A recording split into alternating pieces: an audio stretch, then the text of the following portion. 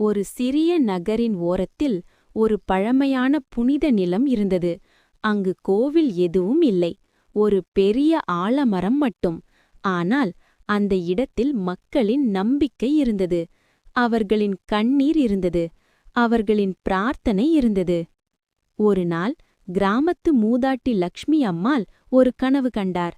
அந்த கனவில் அம்மன் அருள்முகமாக கூறினாள், இங்கே என் ஆலயம் எழ வேண்டும். மக்கள் ஒன்றிணைந்து கட்டினால் நான் எல்லோருக்கும் அருள் புரிவேன். அடுத்த நாள் அந்த செய்தி கிராமம் முழுவதும் பரவியது.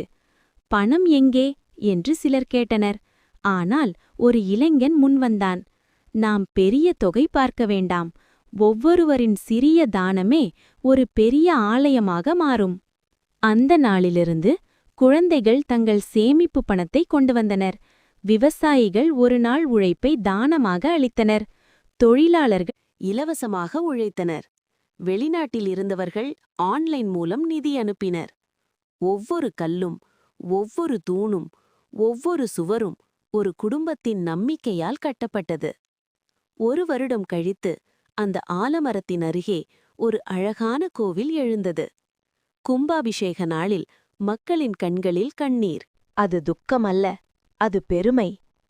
இந்த கோவில் பணத்தால் மட்டும் கட்டப்படவில்லை.